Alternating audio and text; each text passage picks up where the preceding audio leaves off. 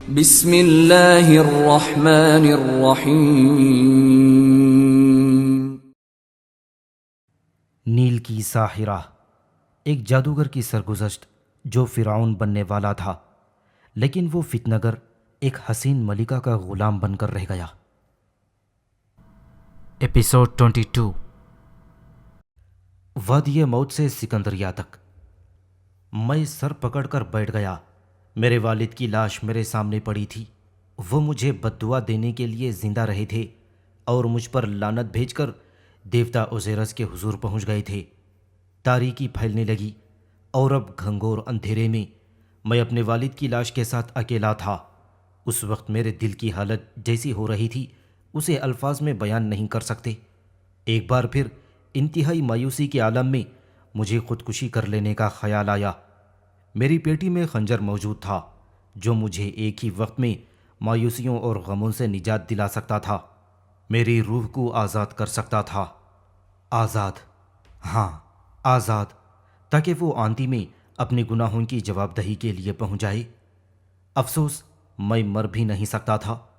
کیسی قابل رحم حالت تھی۔ آنتی کے عذاب کا خیال مجھ پر لرزہ طاری کر دیتا۔ نہیں، زندگی میرے لیے زہر سہی، ایک عذاب سہی، لیکن آنتی کے عذاب سے تو بہتر ہی تھا۔ نہیں، میں خودکشی نہ کروں گا، میں خودکشی نہیں کروں گا۔ میں فرش پر لیٹ کر رونے لگا، یہاں تک کہ میری ہچکی بند گئی اور میری آنکھوں میں آنسو نہ رہے، لیکن میرے اس رونے کا کہیں سے کوئی جواب نہ ملا۔ وہی خاموش اور وہی بھیانک گرجتا ہوا اندھیرا۔ میرے دل میں بھی تاریکی تھی۔ امید کی دھندلی سی کرن اس تاریکی میں نہیں تھی۔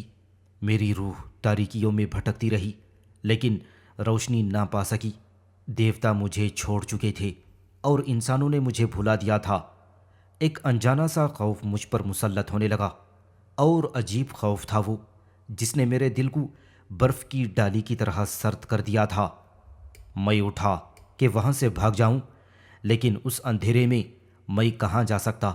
ستونوں والے کمرے اور گزرگاہوں کی دیواروں سے ٹکراتا رہوں گا اور باب ہیکل تک نہ پہنچ پاؤں گا۔ سامعین سے گزارش کی جاتی ہے کہ ہمارے دونوں چینلز کے پلیٹ فارم سے جتنی بھی آڈیو بکس کی ریکارڈنگ کمپلیٹ ہو چکی ہے اسے خود بھی سنیں اور زیادہ سے زیادہ شیئر کرنے کی کوشش کریں، اور ہمارے سوشل میڈیا پلیٹ فارم کے لنکس ڈسکرپشن میں دیے گئے ہیں۔ ہمیں سبسکرائب اور فالو ضرور کریں تاکہ آپ کو ضروری اپڈیٹس ملتے رہیں، اور ہماری ٹیم کی فنانشیل سپورٹ کے لیے پیٹریون کی لنک ضرور چیک کریں۔ جزاک اللہ۔ نہیں، میں بھاگ نہیں سکتا۔ ایک بار پھر مایوسی کے عالم میں فرش پر بیٹھ گیا۔ پھر وہی خوف، وہی عجیب خوف میرے بدن کے رگو ریشے میں دوڑ رہا تھا، یہاں تک کہ ٹھنڈے پسینے میں نہا گیا اور میرے رونگٹے کھڑے ہو گئے، اور میری روح زخمی پرندے کی طرح پھڑ پھڑانے لگی، اور ہر طرف سے مایوس ہو کر میں نے دیوی اوزیرس کو پکارا۔ ہاں، اس دیوی اوزیرس کو جسے پچھلے دنوں کئی سالوں سے پکارنے کی جرت نہ کر سکا تھا۔ اے دیوی، اے مادر مقدس، میں نے اونچی آواز میں کہا، اپنا غصہ دور کر اور مجھ پر اپنی رحمتیں برسا۔ اے دیوی، اپنے اس گم کردہ راہ بیٹے کی پکار سن لے۔ ہاں، اس بیٹے کی پکار سن جو ایک گناہ کر کے تیری نظروں سے گر گیا ہے۔ اس بیٹے کی پکار سن جو تجھ سے بہت دور جا پڑا ہے۔ اے دیوی، تو ہر جگہ ہے، دلوں کے حال سے واقف ہے۔ میرے گناہوں سے چشم پوشی کر اور مجھ پر رحم فرما۔ اے مقدس دیوی، میرے مصائب، میری ندامت اور میرے ان غموں پر مدد کر جن کا سیلاب میری روح کو بہائے لیے جا رہا ہے۔ اے مادر مقدس، ایک دفعہ میں نے تجھ سے گفتگو کی تھی، تیرا جلوہ دیکھا تھا۔ اس یادگار رات کا واسطہ دے کر میں تجھے پکارتا ہوں کہ آج پھر جلوہ گر ہو۔ دیکھ، میں تجھے پکارتا ہوں، دیکھ، میرا کوئی نہیں رہا، اور مجھ پر اپنی رحمتیں برسا۔ آ مجھے بچا لے یا پھر اس زندگی سے نجات دلا۔ سن اے مادر مقدس، میں تجھے بلانے کا اسم پڑھتا ہوں۔ اور میں نے گھٹنوں کے بل بیٹھ کر دونوں ہاتھ اٹھا دیے اور جرت کر کے اونچی آواز میں اسم خوف کے الفاظ کہے، اور یہ اسم دیوی کے بلانے کا مخصوص تھا۔ اور پھر میری پکار کا جواب آیا۔ خاموشی کے پردے میں ہلکی ہلکی موسیقی کی آواز نے شگاف ڈال دیے، اور پھر کمرے کے انتہائی سرے پر 2 سینگوں کے بیچ میں رکھے ہوئے چاندی کی دھندلی سی تصویر ابھری۔ پھر بادل اترا جس سے آتشی سانپ نکل کر زبان لپکانے لگا۔ میں ایک دم سجدے میں گر گیا، اور پھر اس بادل میں سے مدھم اور شیریں آواز جو یوں کہہ رہی تھی، ہرماسیس جو کبھی میرا بیٹا تھا، دیکھ میں نے تیری پکار سنی، اور آنتی کی لافانی دنیا کو چھوڑ کر میں تیرے پاس آ گئی، لیکن ہرماسیس تیرے اور میرے تعلقات ختم ہو چکے ہیں، اور اسی لیے اب تک تیرے پاس نہیں آئی تھی، لیکن آج تو نے اس میں خوف کے الفاظ کہہ کر مجھے بلا لیا۔ ہرماسیس میں تجھ سے بہت زیادہ خفا ہوں۔ اے دیوی، دیر کس بات کی ہے؟ میں نے کہا، مجھے اٹھا لے، ہاں اٹھا لے مجھے، اور ان دیوتاؤں کے حوالے کر دے جو مردوں پر عذاب ڈالتے ہیں۔ مجھے اٹھا لو دیوی، اور اس بوجھ سے مجھے نجات دلاؤ جسے میں برداشت نہیں کر سکتا۔ تم دنیائے فانی میں اس بوجھ کو برداشت نہیں کر سکتے ہرماسیس، تو اس دنیا میں کیسے برداشت کر لو گے جو لافانی اور غیر تغیر پذیر ہے؟ نہیں، ابھی تم نجس اور آنتی میں داخل نہیں ہو سکتے۔ سنو ہرماسیس، میں تمہاری تعریف کرنے یا تمہیں لعنت ملامت کرنے نہیں آئی۔ میں تیز و تلخ الفاظ سے تمہارے غموں میں اضافہ نہیں کرنا چاہتی۔ میں جسے جو چاہتی ہوں خاموشی سے دیتی ہوں، اور جس سے جو چاہتی ہوں خاموشی سے لیتی ہوں۔ میں تمہیں کچھ نہ کہوں گی، حالانکہ تمہارا ہی وہ گناہ ہے جو دیوی اوسیرس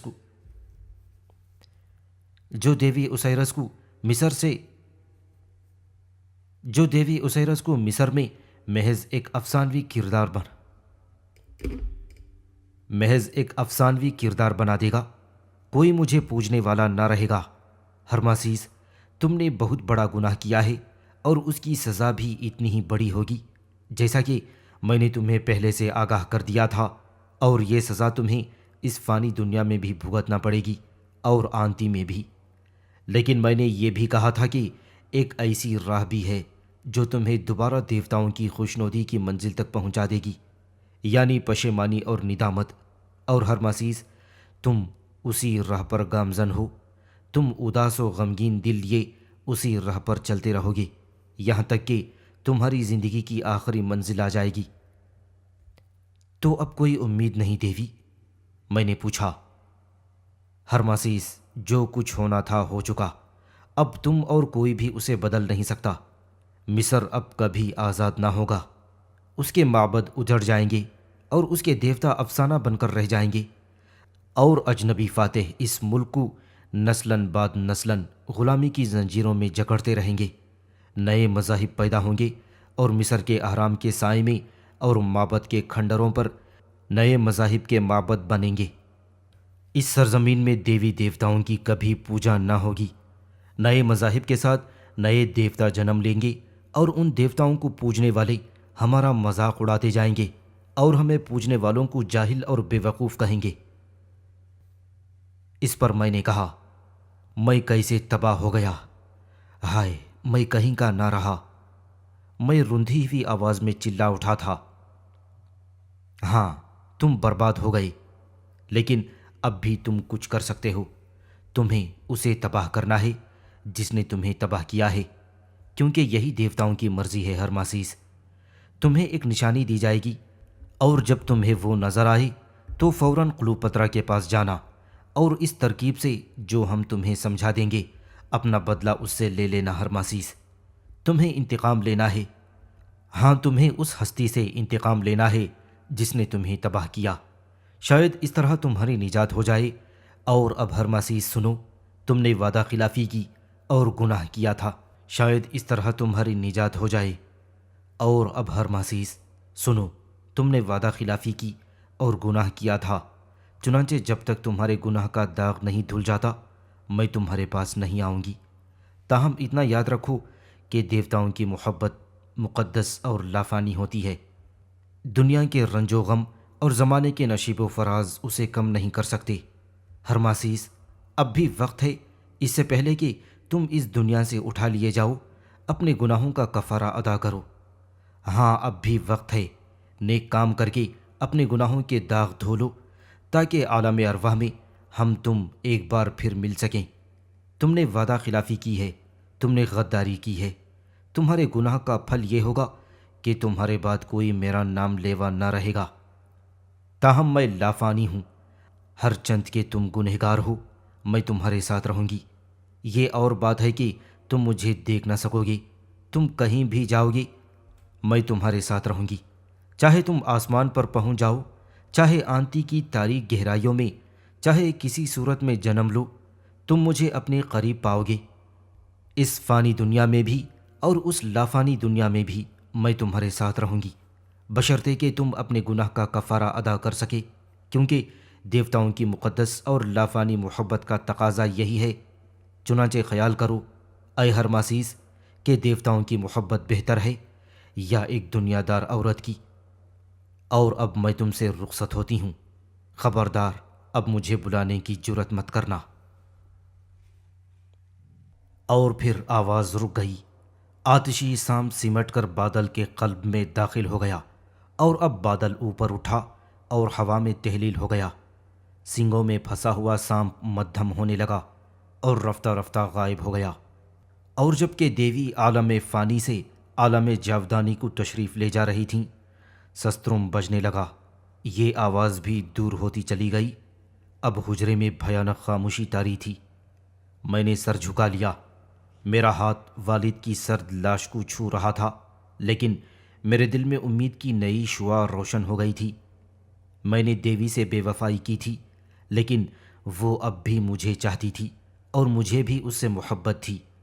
ہاں میری نجات ممکن تھی، اب بھی وقت تھا، میں دیوتاؤں کی خوشنودی حاصل کر سکتا تھا۔ ہاں میں آنتی کے عذاب سے بچ سکتا تھا، میرے دل پر سے ایک بوجھ ہٹ گیا تھا، میں سکون و اطمینان محسوس کر رہا تھا۔ تھکن سے پپوٹے بوجھل ہونے لگے اور میں اسی جگہ فرش پر سو گیا۔ بیدار ہوا تو صبح کی روشنی روشن دان میں سے حجرے میں رینگ آئی تھی اور والد صاحب کی لاش پر پڑ کر منظر کو بے حد بھیانک بنا رہی تھی۔ میں اٹھ بیٹھا، رات کے واقعات یاد آئے اور کچھ سمجھ میں نہ آیا کہ میں کیا کروں اور کہاں جاؤں۔ دفتن دوسرے کمرے سے ہلکی ہلکی چاپ سنائی دی، جیسے کوئی گھسٹ گھسٹ کر چل رہا ہو، اور پھر ایک مانوس آواز سنائی دی، یہ بوڑھی انا آتوا تھی۔ اوہو، یہاں تو قبر کی سی تاریکی ہے۔ ان مقدس اور عظیم لوگوں کو جنہوں نے یہ معبد بنایا ہے غالباً اجالا پسند نہ تھا۔ آمن مہد کے دروازے کا حجرہ بھی تو نظر نہیں آتا اس اندھیرے میں۔ ہاں یہ رہا پردہ، اور دروازے پر پڑا ہوا پردہ اٹھا کہ بوڑھی انا آتوا ایک ہاتھ میں لکڑی اور دوسرے ہاتھ میں ٹوکری اٹھائے حجرے میں داخل ہو گئی۔ اس کے چہرے کی جھریوں میں ان گنت جھریوں کا اضافہ ہو چکا تھا اور اس کے سر پر اب گنتی کے ہی بال رہ گئے تھے۔ وہ دروازے کے قریب آنکھیں پھاڑ پھاڑ کر اندھیرے میں دیکھتی رہی۔ کہاں ہے آمن مہد؟ وہ بڑبڑائی، دیوتا رحم کریں، لیکن وہ اندھیرے میں بھٹک تو نہیں گئے، اور پھر انہیں نظر بھی تو نہیں آتا۔ کیا وقت آیا ہے، بڑھاپا اور پھر اوپر سے اندھا پن، اور اسی حالت میں سوائے میرے اور کوئی دوسرا ان کی خبر گیری کرنے والا بھی تو نہیں تھا، اور میرے قوی بھی تو جواب دے رہے ہیں۔ برا ہو اس بڑھاپے کا۔ آہ ہرماسیس، تم نے ہمیں کس مصیبت میں ڈال دیا ہے۔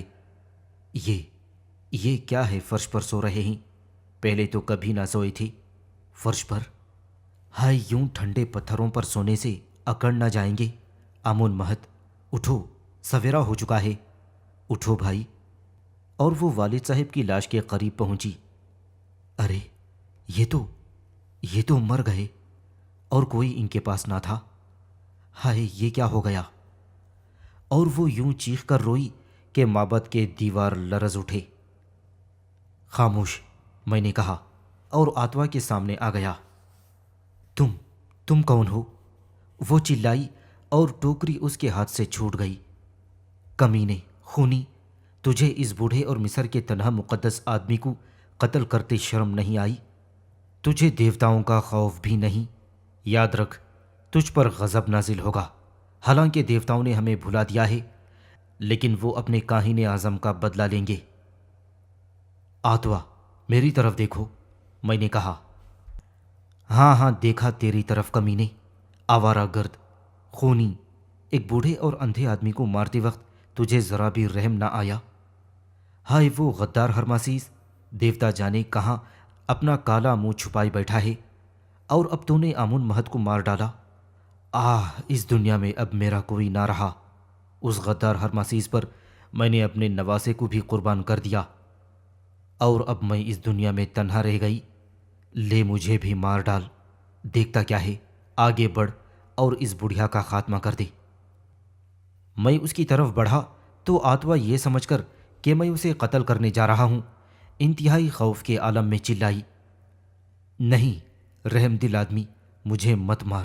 دیوتاؤں کی مہربانی سے مادر نیل کی 80 اور 6 طغیانیاں دیکھ چکی ہوں، تاہم مجھے ابھی نہیں مرنا ہے۔ دیوتا ایسے بوڑھے انسانوں کو پسند کرتے ہیں جو ان کی عبادت میں مشغول رہتے ہیں، اور میں بھی ان کی عبادت کرتی ہوں۔ خبردار میرے قریب مت آنا۔ ہائے مدد مدد! بے وقوف عورت، خاموش رہ، پہچانا نہیں مجھے؟ میں نے کڑک کر کہا۔ میں دنیا کے ہر آوارہ گرد کو کیسے پہچان سکتی ہوں؟ اور تم ہرماسیس، یہ کیا حال ہو گیا ہے تمہارا؟ لیکن کیا یہ تم ہی ہو؟ دیوتاؤں کی قسم، واقعی تم آ گئے؟ میں تمہیں مردہ تصور کر چکی تھی۔ آؤ تمہاری پیشانی چوم لو۔ لیکن نہیں، میں بھولی، ہرماسیس غدار اور خونی ہے۔ یہ دیکھو، کاہن اعظم آمن مہت کی لاش۔ بیٹے نے باپ کو قتل کر دیا۔ ایسے زبردست گناہ کو دیکھ کر آسمان کیوں نہ ٹوٹ پڑا، زمین کیوں نہ پھٹ گئی؟ لوگوں، دنیا سے نیکی اور رحم اٹھ ہی گیا ہے آخر۔ چلے جاؤ یہاں سے، میں تم جیسے غدار اور پدرکش آدمی کی صورت تک دیکھنا نہیں چاہتی۔ جاؤ اس اپنی رنڈی کی آغوش میں چھپ جاؤ۔ بس کرو آتوا، میں نے اپنے والد کا خون نہیں کیا ہے، وہ طبعی موت مرے ہیں، اور افسوس کہ میرے باہوں میں ان کا دم نکلا۔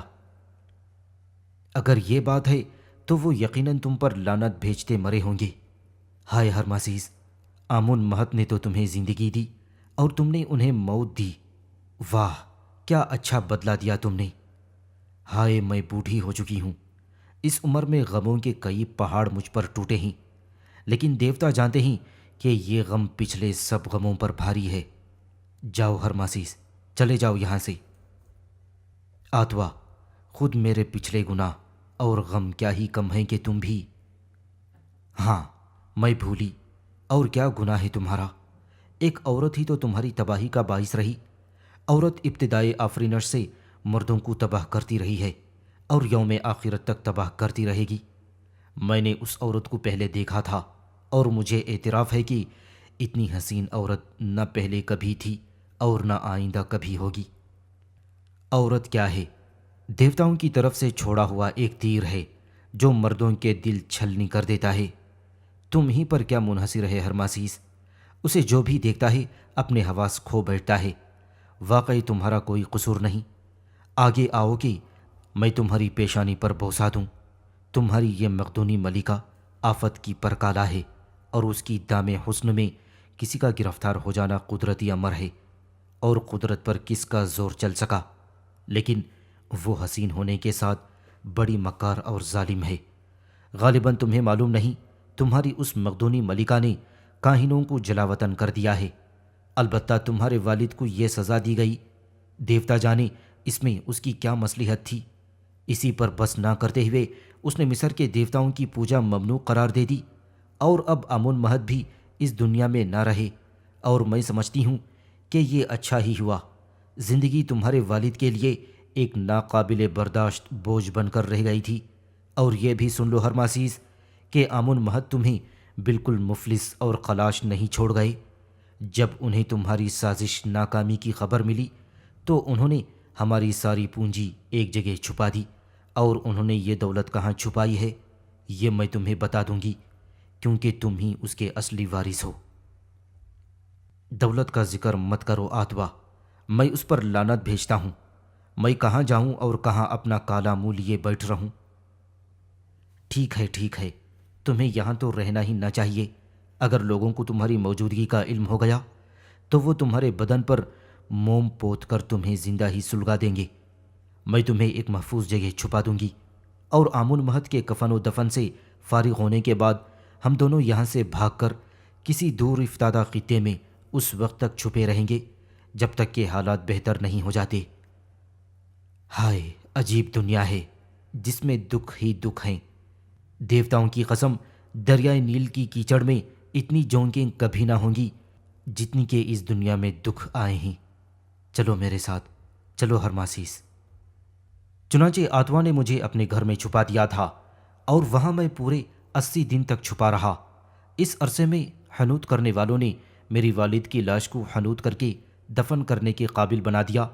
چنانچہ جب یہ سب انتظامات مکمل ہو چکے تو ایک رات میں نے اپنی کمینگاہ سے نکل کر اپنے والد کی روح کے لیے دعا کی اور ہدیہ عقیدت پیش کیا، اور کنول کے پھول لاش کے سینے پر رکھ دیے اور دوبارہ آتوا کے گھر میں چھپ گیا۔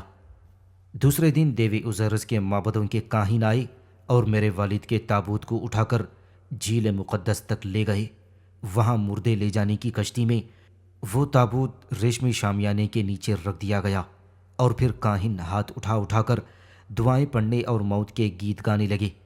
چند گھنٹوں بعد کشتی نے کاہنوں اور تابوت کو دوسرے کنارے پر پہنچا دیا، جہاں کی چٹانوں میں وہ مقبرہ تھا جس میں ہمارے خاندان کے افراد دفن ہوتے تھے۔ یہیں میری والدہ دفن تھیں، اور میری آرزو ہے کہ اسی جگہ دفن کیا جاؤں۔ میرے والد کا تابوت مقبرے میں رکھ کر اس کا دروازہ چن دیا گیا، اور والد صاحب کی جمع کردہ پونجی ایک محفوظ جگہ پہنچا دی گئی کہ اب میں ابیدس میں نہیں ٹھہر سکتا تھا۔ چنانچہ میں بھیس بدل کر اور آتوا کو ساتھ لے کر راتوں رات اپنے آبائی وطن ابیدس سے نکل کھڑا ہوا، اور دریائے نیل کے کنارے کنارے چلتا اور دشت نوردی کرتا ہوا آخرکار شہر تب میں پہنچا۔ چند دنوں میں اس بڑے اور بارونق شہر میں مقیم رہا۔ کوئی ایسی جگہ تلاش کر سکوں کہ جہاں میں جب تک چاہوں روپوش رہ سکوں۔ اس شہر کے شمال میں ننگی اور جھلسی ہوئی چٹانوں کا سلسلہ چلا گیا ہے، جن کے پیچھے ریگستان ہے۔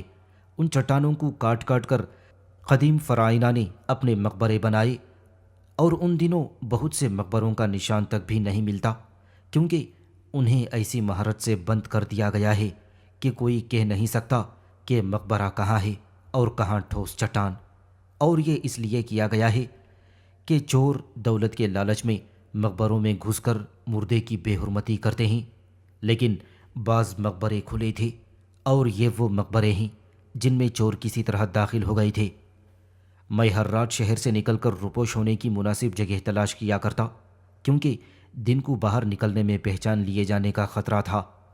تو ایک رات میں اسی وادی موت میں رات بھر بھٹکتا رہا، اور پاؤں پھٹتے سمے اتفاقاً ایک مقبرے کی دیوار پر پہنچ گیا۔ یہ بظاہر ایک غار معلوم ہوتا تھا، بعد میں مجھے معلوم ہوا کہ رمسیس سوم کا مقبرہ تھا۔ صبح کی دھندلی روشنی میں میں نے ایک غار میں جھانک کر دیکھا تو معلوم ہوا کہ وہ بے حد کشادہ مقبرہ تھا، اور اس میں کئی حجرے تھے جو چٹانیں کاٹ کر بنائے گئے تھے۔ چنانچہ دوسری رات کو میں آتوا کے ساتھ مشعلیں لے کر اسی جگہ پہنچا۔ آتوا اب بھی میرا اتنا ہی خیال رکھتی تھی جتنا کہ بچپن میں رکھتی تھی۔ مقبرے کے دروازے کے سامنے کھڑے ہو کر ہم نے مشعلیں جلائیں اور اندر داخل ہو گئے۔ فراخ گزرگاہ کو طے کر کے ہم اس بڑے کمرے میں پہنچے جس میں فرعون رمسیس سوم کا تابوت رکھا ہوا تھا۔ کمرے کی دیواروں پر دیوی دیوتاؤں کی تصویریں بنی ہوئی تھیں، اور جگہ جگہ پراسرار عبارت لکھی ہوئی تھی کہ جسے میں بخوبی پڑھ سکتا تھا۔ اس بڑے کمرے کے انتہائی سرے سے، یعنی تابوت کے سرہانے کی طرف سے ایک دوسری گزرگاہ شروع ہوتی تھی۔ ہم اس میں داخل ہو گئے تو دیکھا کہ گزرگاہ کے دوسرے کناروں پر حجروں کا سلسلہ چلا گیا ہے۔ یہ حجرے شاہی گھرانے کے افراد، بادشاہ کے خاص آدمیوں اور مصاحبوں کے مدفن تھے، اور ان کی تصویریں حجروں کی دیوار پر بنی ہوئی تھیں۔ آخری حجرے میں، جس کے دروازے کا رخ فرعون کے کمروں کی طرف تھا، بے حد خوبصورت تصویریں بنی ہوئی تھیں، اور یہ تصویریں یوں تھیں کہ دو اندھے بربط نواز بیٹھے بربط بجا رہے تھے، اور دوسرے سازندے تھک کر سو رہے تھے، اور میں نے اپنے لیے یہی حجرہ پسند کر لیا جس میں فرعون کے دربار کے خاص سازندے دفن تھے، اور اس حجرے میں میں ہرماسیس پورے 8 سال تک رہا اور اپنے جسم کو عقوبت پہنچا کر اپنی گناہ دھونے کی کوشش کرتا رہا، اور بڑے سخت تھے وہ 8 سال، لیکن آتوا کو اندھیرا پسند نہ تھا، چنانچہ اس نے اپنے لیے سب سے پہلا حجرہ پسند کیا جو گزرگاہ کے دہن پر واقع تھا، اور ان 8 سالوں میں میری زندگی کا معمول یہ رہا۔ ہر دوسرے دن آتوا شہر جاتی اور اشیاء خورد و نوش اور موم بتیاں خرید لاتی۔ روزانہ صبح سورج طلوع ہونے سے پہلے اور شام کو سورج غروب ہوتے وقت میں وادی موت میں آدھے گھنٹے ٹہلتا تاکہ میری جسمانی قوت برقرار رہے اور میری آنکھیں اندھیرے کی عادی ہو کر اپنی بینائی کو کھو دیں۔ ان 2 وقتوں کے علاوہ میں کبھی کبھار تاروں سے شگون لینے کے لیے کسی پہاڑی پر چڑھ جاتا، ورنہ میرے شب و روز اسی تاریک حجرے میں گزر جاتے جہاں میں عبادت کرتا، کئی گھنٹوں تک مراقبے میں رہتا اور اپنے جسم کو طرح طرح سے عقوبت پہنچاتا، اور چند گھنٹوں کی نیند لے کر پھر یہی سلسلہ شروع کر دیتا، اور میری یہ شب و روز کی عبادت آخر کار اپنا اثر دکھانے لگی۔ میرے دل پر سے گناہوں کا بوجھ ہٹنے لگا اور میں ایک بار پھر دیوتاؤں کے قریب ہو گیا، لیکن افسوس دیوی عزیرت سے ہم کلام نہ ہو سکا۔ اس کے علاوہ عقوبت نفس و جسم نے میرے اس علم کو بے پایاں بنا دیا جس میں شروع سے ہی دسترس رکھتا تھا۔ سخت پرہیز اور تنہائی نے میرے جسم کو آلودگیوں سے پاک کر دیا، اور میری نظریں اب کسی کے باطن کا کامیاب جائزہ لے سکتی تھیں اور کسی کی روح میں جھانک سکتی تھیں۔ اور پھر یوں ہوا کہ شہر تب میں یہ مشہور ہو گیا کہ ایک زبردست عالم اور ولی کامل جس کا نام اولمپس ہے وادی موت کے ایک مقبرے میں مقیم ہے۔ چنانچہ لوگ اپنے مریضوں کو لے کر آتے اور بانج عورتیں مجھ سے اولاد مانگنے لگیں۔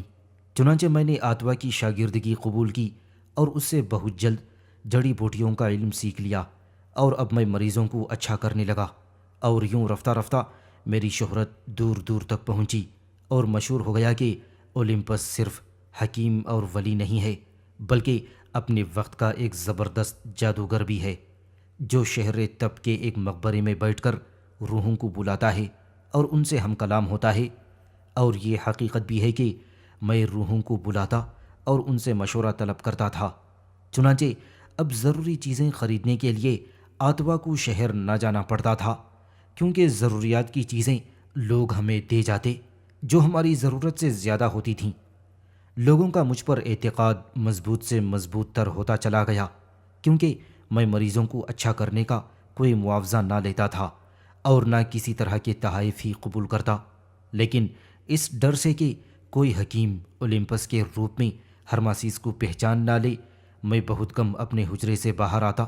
لیکن بعد میں مجھے جب یہ معلوم ہوا کہ مصر کے بچے کو ہرماسیس مصری کی موت کا یقین ہو چکا ہے، میں اپنے حجرے سے نکل کر مقبرے کے دروازے پر بیٹھنے لگا، اور وہیں بیٹھ کر میں بیماروں کو اچھا کرتا اور عمرہ کے لیے زائچہ کھینچتا، اور یوں میری شہرت پھیلنے لگی، یہاں تک کہ لوگ ممفس اور سکندریہ سے چل کر میرے پاس آنے لگے، اور ان لوگوں سے جو سکندریہ سے آتے تھے مجھے معلوم ہوا کہ اینتھنی 2 مہینوں کے لیے کلوپترا سے رخصت ہوا ہے اور روم پہنچ کر اپنی پہلی بیوی جس کا نام فلویا تھا اس کے فوت ہونے کے بعد اس نے نوجوان قیصر اقتادیانوس کی بہن سے شادی کر لی تھی۔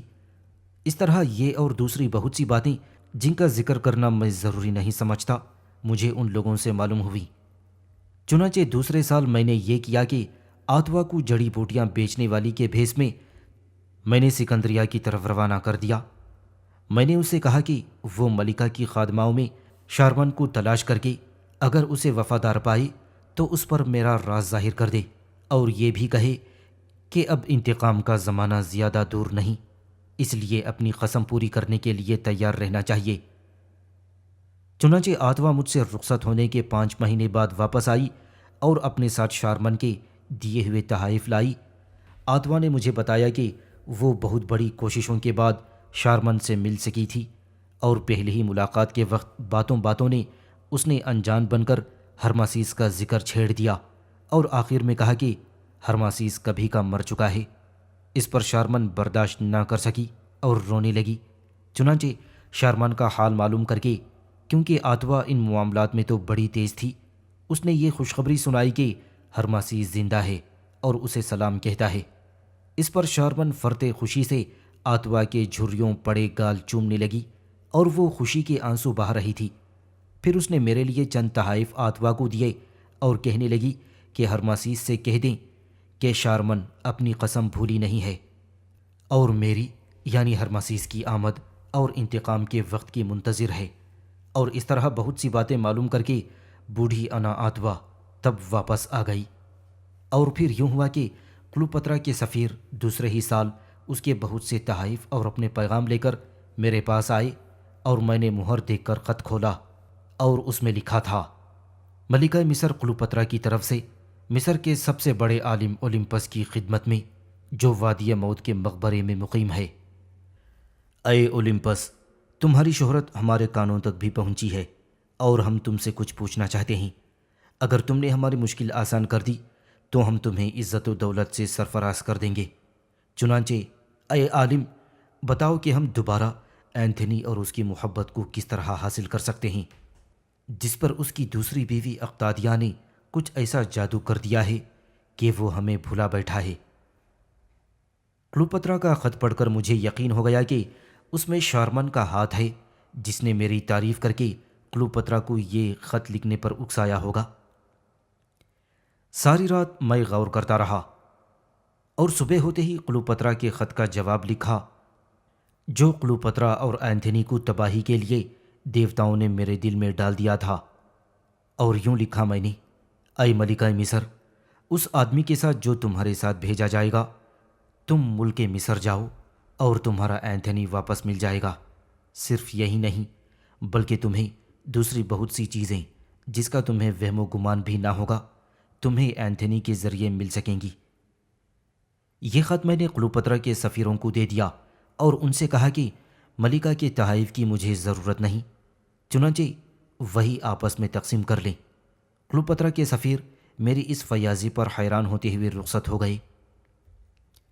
میرا مراسلہ ملتے ہی کلوپترا شام کی طرف روانہ ہو گئی اور میری پیشن گوئی کے مطابق ہوس پرست اینتھنی اپنی وفا شعار بیوی اقتادیہ کو چھوڑ کر دوبارہ کلوپترا کی باہوں میں آ گرا تھا۔ صرف یہی نہیں بلکہ اس نے قبرص کا جزیرہ قلیقیہ اور نوبیا کا علاقہ اور دوسرے بہت سے شہر اور قصبات کلوپترا کے حوالے کر دیے تھے۔ کلوپترا سکندریہ آئی تو وہ بہت خوش اور میری معتقد تھی اور میری فوق الفطرت قوتوں پر ایمان لا چکی تھی۔ اس نے نہایت عاجزی سے درخواست کی کہ میں اس کے پاس سکندریہ چلا جاؤں، لیکن ابھی وہ وقت نہ آیا تھا۔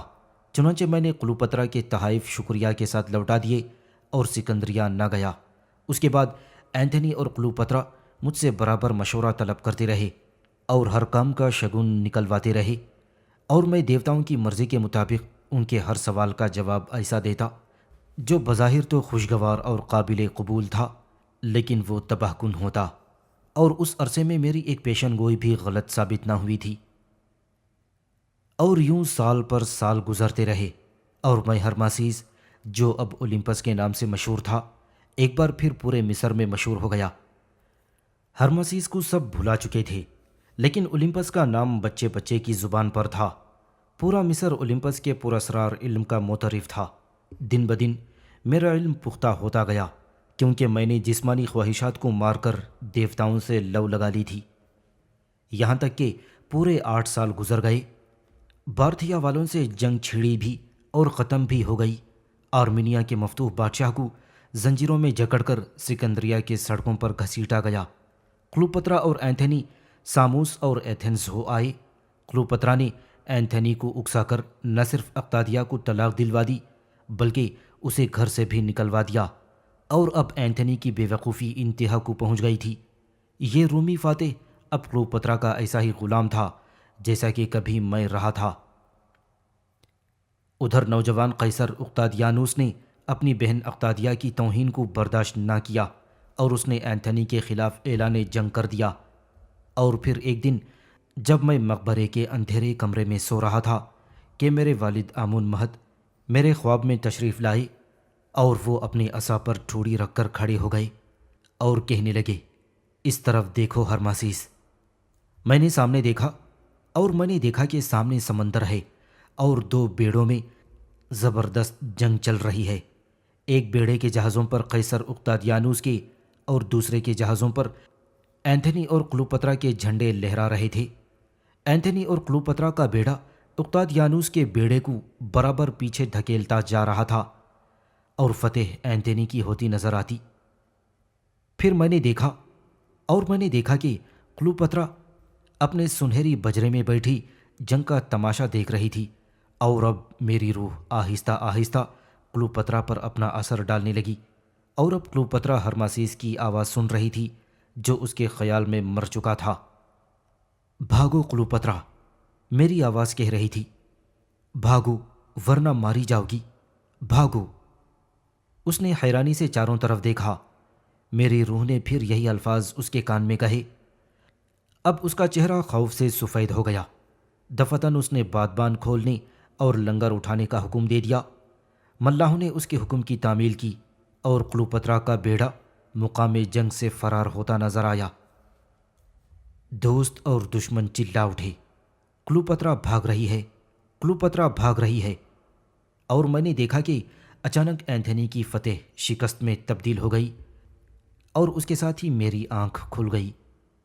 کئی دن گزر گئے اور میرے والد دوبارہ خواب میں تشریف لائے اور انہوں نے کہا، اٹھو ہرماسیس، انتقام کا وقت آ چکا ہے۔ تمہاری کوششیں رائگاں نہ گئیں اور تمہاری دعائیں قبول ہوئیں۔ دیوتاؤں کی مرضی سے راس عقیتوم کی جنگ میں کلوپترا کے دل پر ایسا خوف و ہراس چھا گیا کہ وہ انتہائی بدحواسی کے عالم میں بھاگ کھڑی ہوئی۔ اینتھنی کو شکست ہوئی اور اب اس کی قوت ٹوٹ گئی ہے۔ چنانچہ اٹھو کہ انتقام کا وقت آ گیا ہے۔ اٹھو، دیوتا جو بات تمہارے دل میں ڈال دیں اس پر عمل کرو۔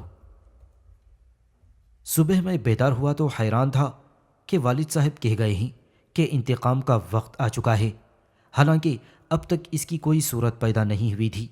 اس طرح خیالات میں گم میں مقبرے کے دروازے پر پہنچا تو کلیوپیٹرا کے سفیر میرے منتظر کھڑے تھے، اور اس دفعہ ان کے ساتھ ایک رومی افسر بھی تھا۔ صاحبوں، اب کیوں آنا ہوا؟ میں نے پوچھا۔ ہم ملکہ مصر اور اینتھنی کا پیغام لائے ہیں، رومی افسر نے میرے سامنے جھک کر کہا، کیونکہ ہر آدمی مجھ سے ڈرتا تھا۔ ملکہ کا حکم ہے کہ آپ فوراً سکندریہ پہنچیں۔ ملکہ نے کئی دفعہ آپ کو بلایا لیکن آپ آئے نہیں۔ ملکہ کو آپ کی سخت ضرورت ہے۔ اگر میں اب بھی انکار کر دوں؟ میں نے پوچھا۔ تو مجھے حکم ہے مقدس کاہن کہ میں جبراً آپ کو اپنے ساتھ لے چلوں۔ بے وقوف آدمی، تم مجھے جبراً لے چلو گے؟ بڑائی کا بول نہ بولو رومی جوان، کہیں ایسا نہ ہو کہ تم جہاں کھڑے ہو وہیں مردہ ہو کر رہ جاؤ۔ جان لو گے میں مریضوں کو صرف اچھا نہیں کرتا بلکہ یہ بھی کر سکتا ہوں کہ تندرست و توانا آدمی کو دروازے سے نکلی ہوئی کیل کی طرح بے جان کر کے گرا دوں۔ میں رومی افسر گھبرا کر کئی قدم پیچھے ہٹا۔ حضور، میں نے تو صرف وہی بات دہرائی ہے جو مجھ سے کہی گئی تھی۔ ڈرو مت رومی جوان، میں تمہارے ساتھ چلتا ہوں۔ اور میں آتوا کو لے کر اسی دن سکندریہ کی طرف روانہ ہو گیا۔ میں وادی موت سے جس خاموشی سے آیا تھا اسی طرح خاموشی سے روانہ ہوا، اور چلتے وقت اپنے والد کی جمع کردہ پونجی بھی اپنے ساتھ لیتا گیا، کیونکہ میں ایک مفلس بھکاری کی طرح سکندریہ میں داخل ہونا نہ چاہتا تھا۔ اور راستے میں مجھے معلوم ہوا کہ راس اختیوم کی جنگ میں کلوپترا کے پیچھے پیچھے اینتھنی بھی فرار ہو گیا ہے، اور اب مجھے یقین ہو گیا تھا کہ انتقام کا وقت بہت قریب تھا۔ اور سکندریہ پہنچ کر میں اس مکان میں مقیم ہو گیا جو باب محل کے قریب تھا اور جو ملکہ نے خاص میرے لیے خالی کروا دیا تھا۔ اور اسی رات شارمن مجھ سے ملنے آئی اور میں نے 9 سال کے طویل عرصے کے بعد اسے دیکھا تھا۔